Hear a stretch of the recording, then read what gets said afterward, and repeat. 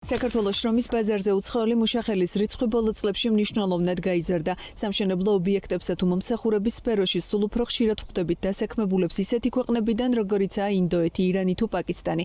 განსაკუთრებული ზრდაა საკურიერო ბიზნესში, რასაც ბოლო თვეებში საქართველოს მოქალაქეების მხრიდან რამდენიმე საპროტესტო აქცია მოყვა. ადგილობრივი კადრები აცხადებენ, რომ დაბალ ანაზღაურებადი ქვეყნებიდან სამუშაო ძალის მოზიდვით აღნიშნული ბიზნესის წარმომადგენლებმა ტარიფები შეამცირეს. კიდევ ერთი პრობლემა კი, რასაც ქართულ შრომის ბაზარზე უცხოელი მუშახელის დასაქმება იწვევს ენის ბარიერია, რაც მომსახურების ხარისხზე მოქმედებს და გამოწვევაა ქართველი მომხმარებლებისთვის. სწორედ ამიტომ ისინი უცხო ქვეყნის მოქალაქეების დასაქმების რეგულირებას ითხოვენ. მოკლე მანძილზე რო გახვიდოდი და 5 ლარს გიხდი და ეხლა 3 ლარი 3.75. შეიძლება 3.75 დაგიწეროს ნახალუკაში ან სარკაზი და ნახალუკაში წახვიდე პუნქტიდან ბ პუნქტამდე. ამ ვცდილობ რომ აქაც აიყვანონ უცხო ქვეყნის მოქალაქეები. კი ვიმტკიცებენ რომ არ აყვავსო, მაგრამ უკვე შესამჩნევი არის გლოვოშიც უცხო ქვეყნის მოქალაქეების დასაქმება. უნდა გაკონტროლდეს ისე რომ ქართველები უფრო უმრავლესობაში ვიყოთ, ადამიანებს ბროკავენ, ერთეულებად აიყვანენ ოფისში და დააშინებენ რომ თუ არ გაჩვენდები გაგიშვებ სამსახურიდან და ყველას ეშინია უკვე ხმის ამოღების რომ სამსახური არ დაკარგონ. ბიზნესის ნაწილი ირწმუნება, რომ უცხოელი მუშახელის დასაქმების მთავარი მოტივი არა სიაფი, არამედ ქართულ ბაზარზე შექმნილი საკადრო დეფიციტია. მაშინ როცა ქართველები უკეთესი ანაზღაურებისთვის ევროპულ ქვეყნებსა და ამერიკაში მიდიან, მათი ჩანაცვლება ადგილზე აზიელი მოქალაქეების ხარჯზე. იმ ქვეყნებიდან ხდება, სადაც საქართველოზე დაბალი ცხოვრების დონეა. დღეს ბაზარი ნებისმიერ სფეროში, რომელიც დღეს ჩვენ ქვეყანაში მუშაობს, ნებისმიერი სფერო ითხოვს მუშახელს. ყველგან არის კრიზისი და შესაბამისად ამ კრიზისის შესავსებად ადგილობრივი მუშახელის საკმარისი არ არის და ამ დიდი ღრმულის ამოსავსებად აუცილებლად საჭირო იქნება ჩამოსული ადამიანების დასაქმება. კანონმდებლობის კუთხით, ამიტომაც ვამბობ, რომ ეს ისე უნდა მოხდეს, რომ არა ფასის გულისთვის იყოს დაკმაყოფილებული მუშახელის მოზიდვა, არამედ დაკმაყოფილებული უნდა იყოს მოთხოვნიდან გამომდინარე. შესაბამისად ამაზე საკანონმდებლო კუთხით სამუშაოა.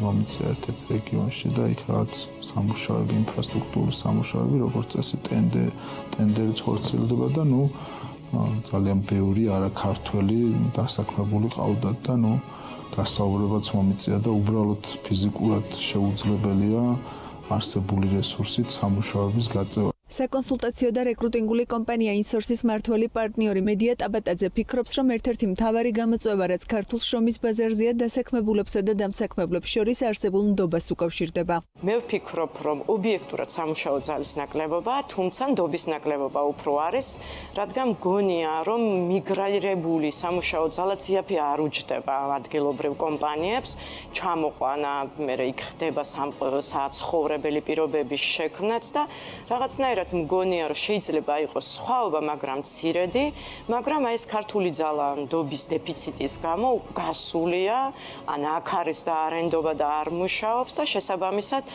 შესაძლებლობა ბიზნესმა გამოეყენა და ვფიქრობ, უნდა გამოეყენოს. როგორი უნდა იყოს სახელმწიფო პოლიტიკა უცხოელების დასაქმებაზე? ამ კითხვაზე საქართველოს პროფკავშირების გაერთიანებაში უპასუხობენ, რომ ამის წინაპირობად შესაძლოა ბიზნეს მათი დასაქმების შემთხვევაში საკვალიფიკაციო მოთხოვნები განესაზღვროთ. ჩვენ ხედავთ ესეთ პრაქტიკებს, როდესაც დამსაქმებლები ერთისგული შანტაჟის ენით ელაპარაკებიან ადგილობრივ მუშახელს და ეუბნებიან, რომ თუ ისინი არ მიიღებენ იმ სამუშაო პირობებს, რომელსაც ისინი სთავაზობენ, ისინი მარტივად ჩანაცვლებიან სამუშაო ძალით. და მეორე მხრივ ჩვენ ხედავთ არაერთ ადამიანს და ასეთი მომართვიანობაც გვაქვს, როდესაც დამსაქმებლები მუდმივად აშანტაჟებენ უცხოელ სამუშაო ძალას, რომ იმ შემთხვევაში თუ კი ისინი რაიმეს გააპროტესტებენ, შეუწყვეტენ შრომით ხელშეკრულებებს, რაც ავტომატურად შესაბამისი საკანონმდებლო პროცედურით ნიშნავს იმას, რომ ისინი დარჩებიან საერთო ჯამში ქვეყანაში ლეგალური სტატუსის გარეშე. იმ რეალობაში, როდესაც საქართველოში ბიზნესი მუდმივად წუხს იმაზე, რომ არსებობს სამუშაო ძალის ნაკლებობა, მაშინ ისევე როგორც ეს ძალიან ბევრ ქვეყანაში არის რეგულირებული, წინაპირობად უცხოელი სამუშაო ძალის უნდა იქნას მისდებული ისეთი შემთხვევები, როდესაც ადგილობრივი სამუშაო ძალა მისი საკვალიფიკაციო პირობებით ვერ აკმაყოფილებს იმ მოთხოვნებს, რომელიც ბიზნესს გააჩნია. ეს მოგცემდა ისეთ მოცემულობას, რომელსაც პრიორიტეტულად იგივე კვალიფიკაციის პირობებში დასაქმდებოდა ადგილობრივი მუშახელი და ეს არ არის დისკრიმინაციული იმ პირობებში, როდესაც საქართველოში ნომერ პირველ პრობლემად ყველა საზოგადოებრივი აზრის კვლევით და სტატისტიკით სახელდება უმუშევრობა. ოფიციალური სტატისტიკის მიხედვით საქართველოში 15,000-მდე შრომითი იმიგრანტია რეგისტრირებული. ქართული ოცნების პრემიერ-მინისტრის ირაკლი კობახიძის 2024 წლის საქმიანობის ანგარიშის მიხედვით შრომითი მიგრაციის სოციალურ ელექტრონულ სისტემაში ადგილობრივ დამსაქმებლებთან 14,835 შრომითი იმიგრანტია რეგისტრირებული, თუმცა არაოფიციალური ცნობით ეს რიცხვი რეალობას რამდენჯერმე აღემატება.